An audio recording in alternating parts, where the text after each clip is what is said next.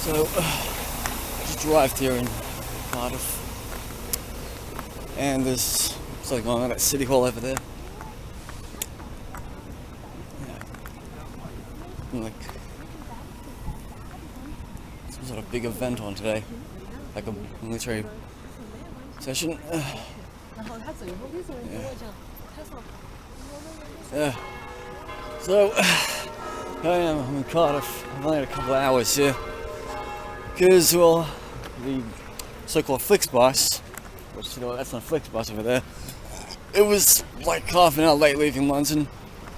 So, it hasn't really limited my time in Wales. Like, I planned to only spend a couple of hours in the Welsh capital today. Because I didn't want to spend the night here, and I want to spend my accommodation, and I've got work tomorrow. So, we're gonna have a look around Cardiff Central, just this area and all, before I get going. And here we have a statue of David Lloyd George, 1863, 1945, one of Wales' famous sons. And as you can notice, everything is bilingual. Yeah.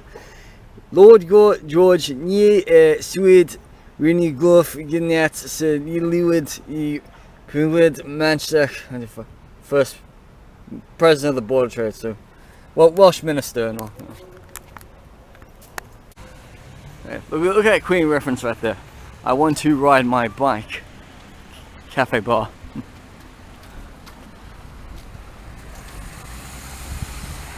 Just walking into the heart of Cardiff right now.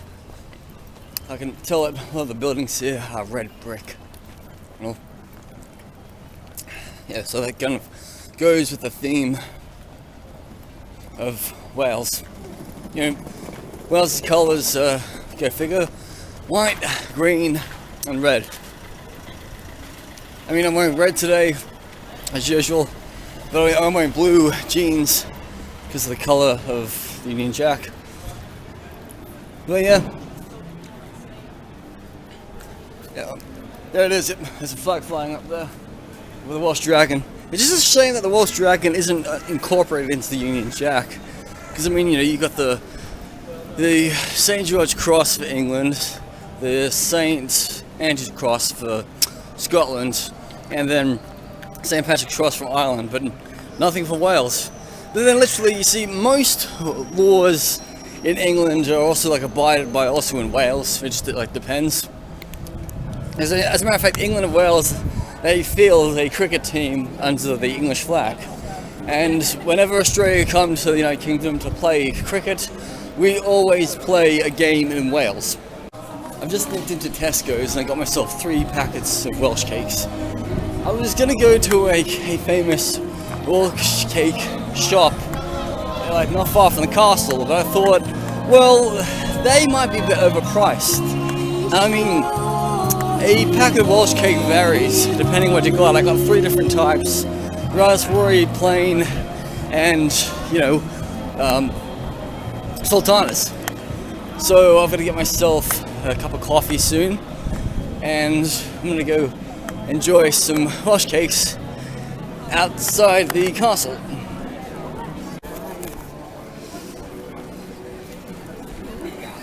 Let me say, you want a coffee? It's me, yes. Oh, okay. So if you want to order a coffee in Welsh, you say, hello, hoffin latte os willich dada, like DD8. Fortunately, Google Translate doesn't have the audio description of the latte. Oh my god, you would not believe what I've been eating. Welsh cakes with raspberry jam. And I was washing them down with the usual Greg's latte. But right next to me, on my right hand side, that is Cardiff Castle. One of the main attractions in Cardiff. And it does cost about 15-ish quid to get inside the interior of the tower and the castle. But I mean, most of it is actually free. And like Edinburgh Castle, I will not be paying big pounds just to get inside. I'm just going to go have a look here around the Castle myself. Just inside Cardiff Castle, and the Welsh language is quite unique. One way, unfjord urinals, winur alw. There. Very someone else must be one. Rhaid gwisgo offer good winyeb. It's always plenty of uses of Y. I think it's a valve.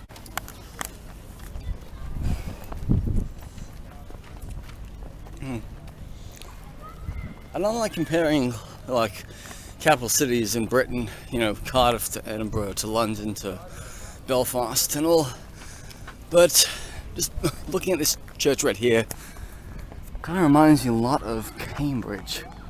Yes, Cambridge University. And then up here, I mean, I think you have to pay to get inside there, but that doesn't really bother me. But that's kind of like the main focal point in Cardiff Castle. Yes. So a few utility facts you should know about Wales is that they made their first appearance at the Football World Cup in 1958, and they haven't qualified for another one until this current year in 2022. So it's kind of funny, my dad was 9 years old at the time when Wales was last in the World Cup. Also, in a little town in Argentina, in I think Patagonia in the south, you will actually find a village where the people speak Welsh. It's quite amusing though. It's kind of like, if you want to go to Argentina, okay, do go to places like Buenos Aires and Mendoza and all, but maybe if you're Welsh, try to see if you can get to that little village. Anyway, the military Welsh Guards are on display here. They're doing the touristy thing and all. Kids can go sit on those gun tanks and all. Yeah. A funny thing I've noticed about Cardiff is within the city centre, I've seen at least 4 Gregs. It's so funny, I mean, 1 Greggs is enough per, well, half a kilometre or a mile, I should say. But yeah, just, it seems like there's like a Greggs on every corner. I mean, there's one over there, there's like one back over there, then there's one like in the shopping alleyway. It seems like Wales can't get enough of Greggs. This big thing right here, that's the Millennium Stadium. It was built in the last millennium, in the 20th century. Main purpose was when Wales hosted the Rugby World Cup in 1999. And my good mate in Australia, Tim, he's been to a rugby game there. And also, he's been to a cricket game in the Botanical Gardens. He thought it was so amusing just to have to walk through Botanical Gardens to get to our cricket grounds. So quite a interesting thing, you know. Here it is, Stadium Principality. This is where all the rugby games are hosted. Pretty sure like Wales plays their football games here as well, and also rugby league, I believe. Yes, they do compete in the rugby league World Cups and all. Look what they got here, Walkout Pub. When I first moved to Birmingham, I went for a job here, but they never called me back. Even though I did have British nationality, and I still have it to this very day. But I don't understand why they added the South African flag to it. I mean, even though it is, you know, a Southern Hemisphere countries, South Africa is never really called Antipodia. That's what you call someone from Australia and New Zealand. It's like a typical like name, or you just call them like a Southern Hemisphere type person. So this is one of the main things I've come to Wales to see today. It is a statue of Betty Campbell, MBE. She was born 1934 in Wales and passed away in Wales in 2017. There was a poll in Wales that decided who they want to make a statue of to be unveiled in the square, and in the front runner it was Betty Campbell. Now, Betty Campbell was born in Wales to parents of Jamaican and Barbadian heritage. Her father was killed in a Navy ship in World War II in about 1942, and so her mother was raising her 3 children on her own. How Betty wanted to become like a head teacher, headmistress, but some bastard in Wales said to her, like, people like you will never achieve big things. And Betty Campbell became the first black British person to ever become head mistress, a head teacher in all of Wales. And so she lived a long life, and she was given an MBE, and she has set a great example for all of the black British people in this country. No matter where they came from the Caribbean, from Africa, from the Americas, you know, Betty Campbell has given an example to live up to. And the truth is, do not let dumb motherfuckers, on my language, to tell you like what you can and can't do. Because many years ago, this Uruguayan immigrant prick called Ricardo, he wouldn't give me a chance to work in the bar, and I was suicidal. But then months later, I quit my job because I was sick and tired of working in the fastest hellhole in Sydney with foreigners I didn't get along with. And then I came to the United Kingdom, and I realized that I have to respect people of all different backgrounds to get along. See, I've got a lot of great respect and courage from anybody who comes to this country from the Commonwealth, from the Caribbean, from the Americas. I once said to one of my cousins, I'd rather hire a Barbadian over an Italian any day of the week. It's because the Barbadians would fit in nicely, but the Italians, they don't.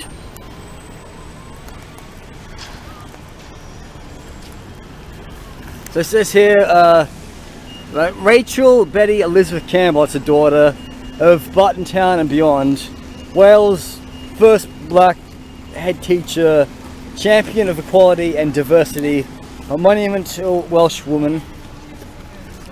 And then also says the same thing in Welsh and all.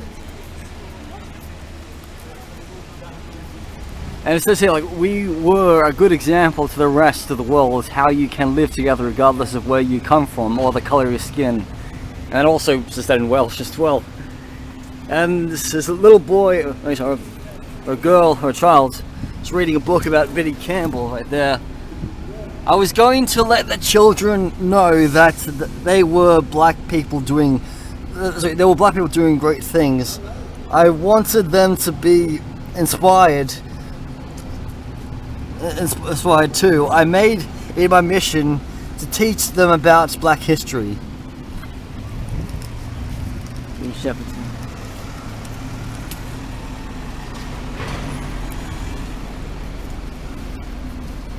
And we look, it's your little child right here, and it's playing with a boat.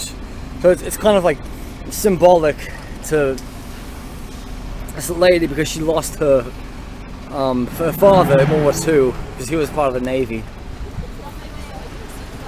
This is Mount Stewart Schools. That's the school she taught in, and it's all the children of all different walks of life. You know, we have a Sikh and a Muslim right here, and Christians, and a map of the world, actually after the breakup of the Soviet Union and before the split of the Sudans.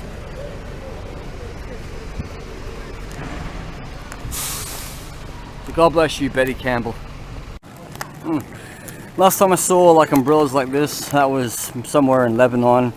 And I also saw umbrellas like that when I was in Honduras, in the capital. Don't ask me how to like say the capital's name. I know that starts with T-E-C, Tecpatua, something like that. But yeah, this thing makes it really touristy, you know.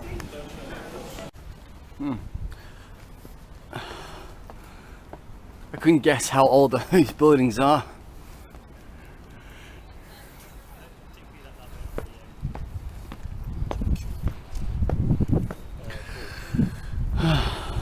Must be maybe, I'd say 150 years old, which is my guess and all.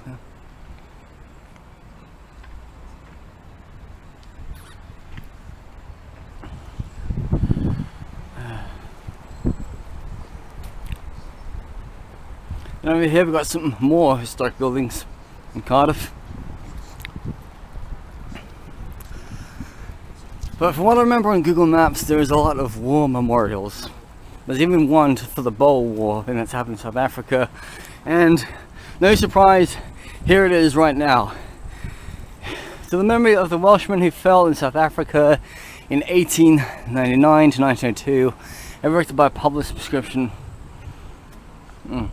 Like all those surnames, like you look at, there's Evans, there's Sullivans, Millers, Davies, it's common Welsh surnames, Burgess, Price, Bryan, James, Gilder, Dawes, Sexton, Bevan, Gaynor, Hughes, Lewis, McCarthy, Clark. So many different, different regiments. Welsh Imperial, Ebony. And it wasn't just the United Kingdom that got involved. It was even like all over the Commonwealth. Look at like Ladysmith, Kimberley, major battles. I live in a part of London where a lot of the streets are of South African names. And you got like up here, Johannesburg, East. There's like Belfast. This right here are all the people who died in the Navy. And up here, Diamond Hill, Whitbergen.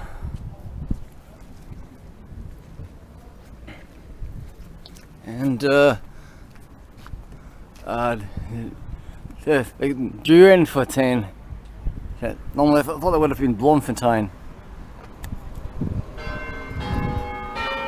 Oh look, Royal Canadian Dragons. Never heard of that in my life. Imperial Mounted Police, Cape Mounted Police, Colonial. What's this? Yeah. So 8 years after the Boer War ended, there was a huge Afrikaans genocide of those people descended by the Dutch who came to Southern Africa during the time of the Dutch colonial period. And South Africa became its own country in 1910 with the Union of South Africa. I mean, if you go to South Africa, you'll learn a lot of history, and that's where I'm going to go soon. Next few weeks, I'll be there. I've ended up inside the Botanical Gardens of Cardiff, which it's like between the castle, the main square, and the they call it Sophia Gardens. So I'm trying to hopefully see if I can get to Sophia Gardens in time. My bus back home isn't late to 5:15. Really don't want to miss it. There's not that much clear signs all around Cardiff to say, oh, Flixbus and Megabus are like you pick people up from here. I mean, there is a Megabus stop, which is like clearly labelled. But the stupid thing about these buses, alright, like let's just say if you go to Birmingham, all the National Express coaches will drop you off at Digbeth station. Still in the heart of Birmingham. But all the Megabus, they drop you off at Brunel Street, which is like walking distance from the town hall of Brum. Now, in Cardiff, National Express buses, they drop you off at a localized bus station, but Flixbus and Megabus, they'll drop you off in the centre town of Cardiff. And check out, you can actually see, look, the castle and Millennium Stadium all in the distance, just from here.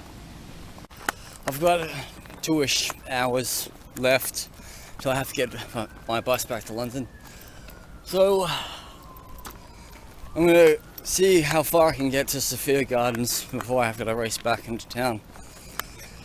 One of my good friends who lives near Swansea, she basically just recommended some fish and chips. I'm like, yeah, I'd rather have like Welsh rabbit or leek and potato soup while I'm here. Fish and chips is too English in my opinion. It's like when I went to Scotland, I had to have deep fried Mars bar. I would not eat a deep fried Mars bar anywhere else in the world but Scotland. But then again, you travel the world, you find a Scottish restaurant that's on the menu. You're far away from Scotland, you have Scottish roots, you enjoy it. So, to get to Sophia Gardens, we've got to get across this bridge over the big lake.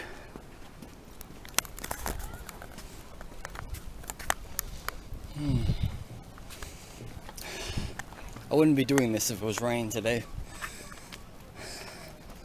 I had high hopes that it was gonna rain and that I'd be stuck to, seeing everything in Cardiff with an umbrella.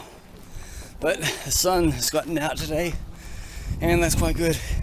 Though it is looking and feeling cloudy as we speak. Seems like every person with his dog is here. So.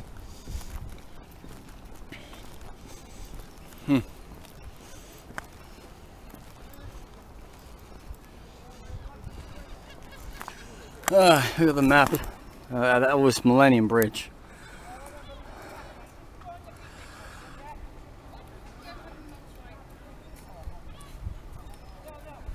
Yes.